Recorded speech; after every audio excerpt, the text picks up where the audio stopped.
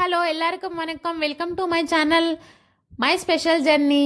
ఎంతో టేస్టీగా ఉండే గోంగూర రొయ్యలు ఎలా ప్రిపేర్ చేసుకోవాలో చూపిస్తానండి.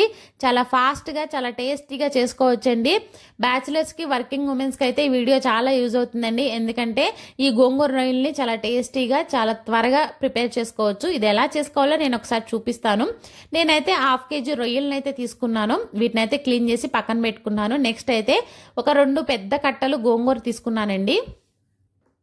3 టమోటాలు, 6 పచ్చిమిర్చి, 2 స్పూన్ల కారము, సాల్ట్ మీ టేస్ట్కి తగ్గట్లు చూసి యాడ్ చేసుకోండి. ఇప్పుడైతే ఈ రొయ్యల్లో 1 స్పూన్ సాల్టు, 2 స్పూన్ల కారము, 1/2 టీ స్పూన్ అల్లం వెల్లుల్లి పేస్ట్, 1/4 టీ స్పూన్ పసుపు ఇవన్నీ వేసి బాగా మిక్స్ చేసుకోవాలి. నేను చెప్పినట్లుగా మీరు గోంగూర రొయ్యల్ని ట్రై చేయండి. చాలా బాగుంటుంది టేస్ట్ అండ్ చాలా ఫాస్ట్గా కూడా చేసుకోవచ్చు. ఈ విధంగా మిక్స్ చేసిన తర్వాత దీన్ని అయితే పక్కన పెడదాము.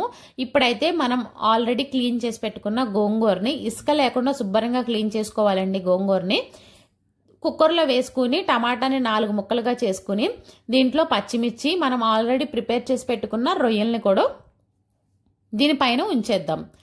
గోంగూరలో వేసి మిక్స్ చేయొద్దండి. నేను ఏ విధంగా అయితే చూపించానో అదే విధంగా పైన పెట్టేసుకోండి. ఇలా పెట్టుకున్న తర్వాత ఒక 1/2 గ్లాస్ వాటర్ అయితే వేసుకోండి. వాటర్ వేసిన తర్వాత కుక్కర్ మూత పెట్టేసుకుని స్టవ్ ఆన్ చేసి ఒక 3 విజిల్స్ అయితే ఉంచుకోండి. చూసారు కదా, ఈ విధంగా 3 విజిల్స్ తర్వాత గ్యాస్ పోయిన తర్వాత మూత తీసుకుని పైన రొయ్యలను అయితే ఒక గిన్నెలో ఇలా సపరేట్గా తీసుకోండి. మీకు ఈ స్టేజ్లో వాటర్ కొంచెం ఎక్కువగా ఉందనిపిస్తే కనుక స్టవ్ ఆన్ చేసుకుని ఒక 3 to 4 మినిట్స్ అనేవి ఆ వాటర్ కొంచెం ఇంకే వరకు ఉంచండి. నేను చూపిస్తున్నాను కదా, ఇలా ఈ విధంగా అయితే ఉండాలి. ఇలా కొంచెం వాటర్ అనేవి ఉండాలండి. మరి గట్టిగా అయిపోతే బాగోదు. ఇప్పుడైతే ఒక పప్పు గుత్తి తీసుకుని బాగా మెదుపుకోండి. ఎక్కడా కూడా ఆకులు కనిపించకుండా, గోంగూర ఆకులు కనిపించకుండా టమాటా ముక్కలు, పచ్చిమిర్చి అన్నీ కూడా బాగా మిక్స్ అయ్యేలాగా మెదుపుకోండి. ఇప్పుడు స్టవ్ ఆన్ చేసుకుని మరొక గిన్నె తీసుకుని దాంట్లో 3 గరిటెల ఆయిల్ వేసుకుని వెల్లుల్లిపాయలు, ఆవాలు, జీలకర్ర, ఎండుమిర్చి ఇవన్నీ వేసి ఒకసారి మెంతులు కూడా వేసుకోండి. కొంచెం ఒక 1/2 టీ స్పూన్ మెంతులు వేసుకోండి. చాలా బాగుంటుంది మెంతులు వేసుకుంటే స్మెల్ టేస్ట్ కూడా. ఒక గుప్పెడు కొత్తిమీర కూడా వేసుకుని ఇవన్నీ ఫ్రై అయిన తర్వాత మనం ఆల్రెడీ తీసుకున్న రొయ్యలను కూడా ఒక 1 మినిట్ ఫ్రై చేసిన తర్వాత ఈ గోంగూరను అయితే వేసుకోండి. ఇలా గోంగూర వేసిన తర్వాత ఒక 3 to 4 టైమ్స్ ఇలా మిక్స్ చేసుకుని స్టవ్ అయితే ఆఫ్ చేసేసేయండి. ఇంకా మన టేస్టీ గోంగూర రొయ్యలు అయితే రెడీ అయిపోయిందండి. చాలా ఫాస్ట్గా చేసుకోవచ్చు. టేస్ట్ అయితే చాలా బాగుంటుందండి. ఏమాత్రం డౌట్ అక్కర్లేదు మీకు. నేను చెప్పినట్లయితే ఒకసారి ట్రై చేయండి. మన టేస్టీ గోంగూర రొయ్యలు రెడీ అయిపోయిందండి.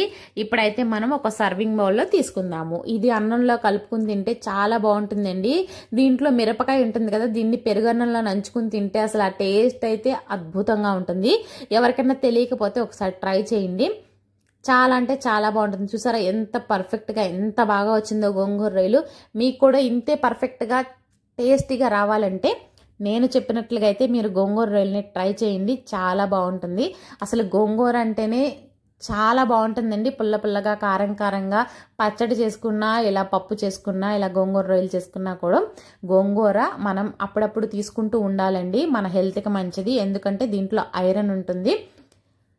సో ఐరన్ మన బాడీకి అవసరం కాబట్టి మనం ఈ గోంగూరను అయితే ఇలా ప్రిపేర్ చేసుకుని రొయ్యలు వేసుకుని నేను చెప్పినట్లుగా అయితే గోంగూర రొయ్యలు అయితే ప్రిపేర్ చేసుకుని తినండి.